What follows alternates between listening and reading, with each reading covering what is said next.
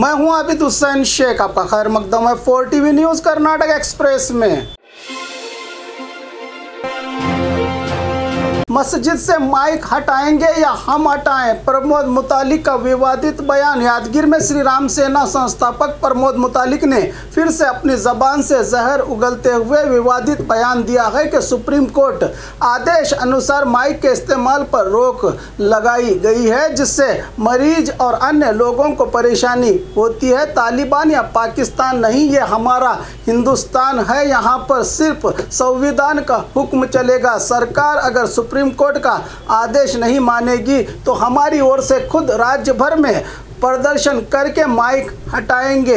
इनके बयान से ऐसा लगता है कि रस्सी जल गई लेकिन बल नहीं गया। सुप्रीम कोर्ट का आदेश, शायद मुतालिक को पता नहीं कि सुप्रीम कोर्ट ने आदेश बंद करने के लिए नहीं बल्कि साउंड की सीमा तय की गई है कि किस जगहों पर कितनी ज़ोर से आवाज़ लगा सकते हैं। बाइक और बस की टक्कर। गुलबर्गा शहर के बाहरी इलाके में रहे शरण सिंपगी गांव में जिंदगी जा रही केएसआरटीसी बस और बाइक सवार के बीच टक्कर होने से बाइक सवार को चोटें आई हैं। बस रास्ते किनारे खंदक में जा गिरी है। ये मामला हुआ है अशोकनगर पुलिस थाने में दर्ज।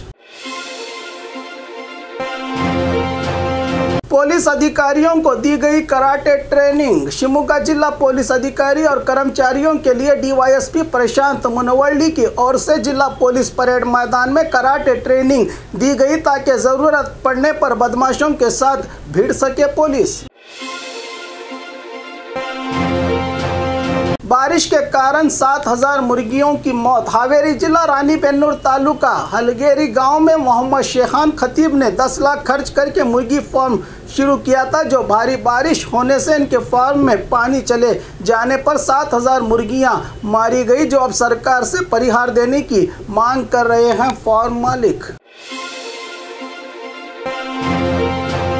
बाढ़ से घर खोने वालों को 5 लाख की मदद। सुधाकर का बयान। लगातार हो रही बारिश से चिकबल्लापुर जिले में 437 घरों का नुकसान हुआ है। कई सालों बाद इस तरह की बारिश देखने को मिली है। इसका जायजा लेने पहुंचे इंचार्ज मिनिस्टर डॉक्टर के सुधाकर ने कहा कि घर खोने वालों को सरकार की ओर से 5 लाख परिहार धन देने की बात कही है इंचार्ज मंत्री जी ने।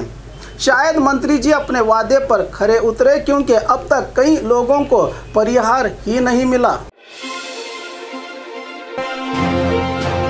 3 महीने में पंचमशाली लिंगायत को आरक्षण मिलेगा। जय मृत्युंजय स्वामी जी का बयान। बेलगाम में कुडल संगम पीठ के जय मृत्युंजय स्वामी जी ने कहा कि सीएम बसवराज बोम्माई ने पंचमशाली समुदाय का 2A आरक्षण अगले 3 महीनों तक दिलवाने का भरोसा दिया है। हमें भी पूरा यकीन है कि आरक्षण मिलेगा। हमने अपनी लड़ाई बंद नहीं की बल्कि उसे कुछ दिन तक टाला है, क्योंकि एमएलसी चुनाव के चलते सरकार ने 3 महीने की मोहलत मांगी है, कहा स्वामी जी ने।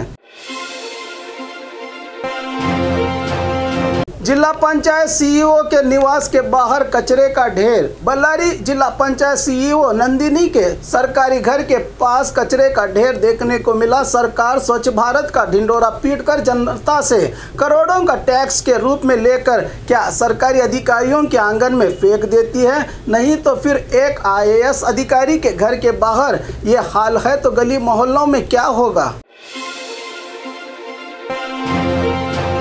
अनसाइंटिफिक कामगारी से रास्ते पर भरा बारिश का पानी। राज्य में हो रही बिन मौसम बारिश से धारवाड़ शहर के मार्केट में अनसाइंटिफिक तरीके से ड्रेनेज और रास्ते के निर्माण से बारिश के पानी को रास्ता न होने के कारण मार्केट में पानी भर गया है। इसका कौन जिम्मेदार? सरकार या जनप्रतिनिधि, कह रही है जनता।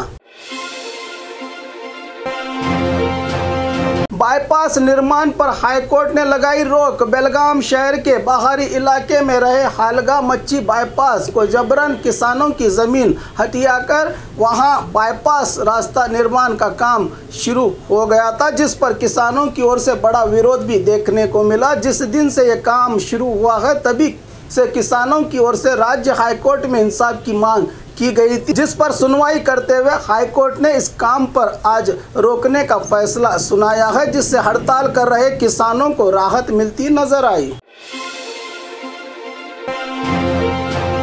बाढ़ प्रभावित इलाकों का दौरा किया डीसी ने। कोलार शहर के रहमत नगर और प्रशांत नगर इलाकों में भारी बारिश के चलते नाले भर के घरों में पानी चला गया था, जिससे लोगों को पानी के बीच जिंदगी गुजारने की नौबत आ चुकी थी। इसको देखते हुए जिला अधिकारी शैलवा मनी ने अधिकारियों के साथ जायजा लेकर स्थानीय म्युनिसिपल विभाग के अधिकारियों को सूचना दी कि तुरंत इन नालियों की सफाई करके जनता को राहत पहुंचाई जाए।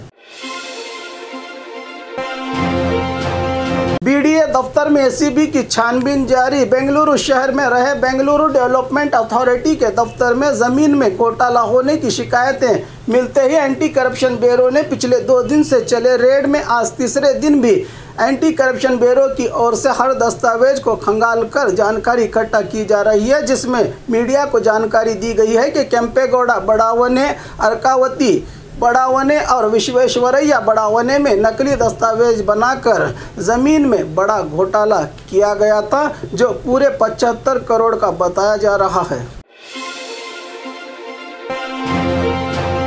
निकाह से पहले वोट डालने पहुंचा दुल्हा। आज राज्य भर में कन्नड़ साहित्य परिषद चुनाव का मतदान किया जा रहा है, जिसके चलते कोप्पड़ जिले में हो रहे कन्नड़ साहित्य परिषद के चुनाव के मतदान में शैलानी पाशा वालीकर नामी प्राइवेट टीचर अपने निकाह से पहले दूल्हा की पोशाक में वोट डालकर अपना फर्ज निभाते हुए दूसरों के लिए मिसाल बना।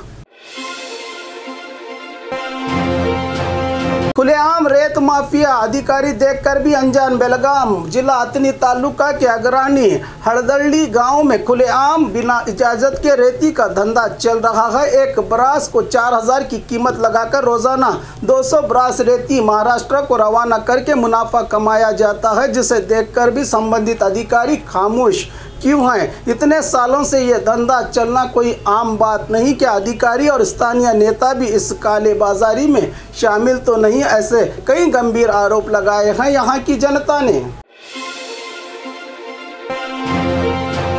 कन्नड़ साहित्य परिषद चुनाव का मतदान। बीजापुर शहर के पुरानी तहसीलदार दफ्तर में कन्नड़ साहित्य परिषद चुनाव के लिए सदस्यों की ओर से अपने उम्मीदवारों को वोट डाला जा रहा है। यह प्रक्रिया सुबह 8 बजे से शुरू हुए मतदान 4 बजे तक चला। अब रात 8 तक नतीजे घोषित किए जाएंगे, जिसके चलते इस इलाके में पुलिस विभाग ने कड़ा पुलिस बंदोबस्त लगाया है। और खबरों के लिए देखते रहिए 4 TV न्यूज़ कर्नाटक एक्सप्रेस।